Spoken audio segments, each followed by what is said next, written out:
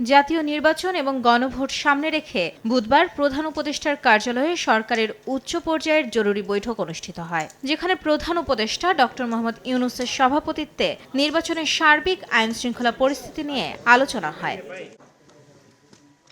বৈঠকে নির্বাচন কমিশন সহ নির্বাচন সংশ্লিষ্ট বিভিন্ন সংস্থার প্রতিনিধি উপস্থিত ছিলেন। এ সময় 2026 সালের নির্বাচন যেন ভবিষ্যতের জন্য আদর্শ তৈরি করতে পারে সেদিকে নজর দেওয়ার আহ্বান জানান প্রধান উপদেষ্টা।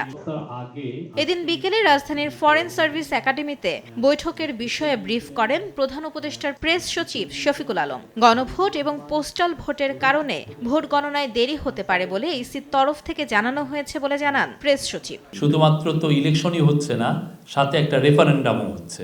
দুইটা ভোট কাউন্টই একসাথে চলবে, তারপরে সাথে আছে পোস্টাল ব্যালট। তো এই জন্য কিছু ক্ষেত্রে ভোট গণনার একটু দেরি হতে পারে।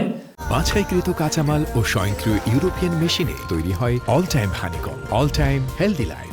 ভোটের দিন পুলিশের কাছে 25,500 বডি অন ক্যামেরা থাকবে এবং বডি ক্যামেরার ফুটেজ দেখে দ্রুত ব্যবস্থা নেওয়া হবে বলেও জানান প্রেস সচিব। ইলেকশনের দিন এইটা body on camera 41st time এটা দেওয়া হচ্ছে এবং এটা খুবই ইম্পর্টেন্ট রোল প্লে করবে। পুলিশের যারা সদস্য যারা এটা ক্যারি করবেন তারা পুরো কেন্দ্রের আশেপাশে সবগুলো ফটোই তার কাছে থাকবে। যদি ওইখানে কোনো ট্রাবল দেখা দেয়, সুরক্ষা অ্যাপের সাথে এটা সংযুক্ত হবে। সেন্ট্রাল লেভেল থেকে খুব দ্রুত কুইক রেসপন্স করা যাবে।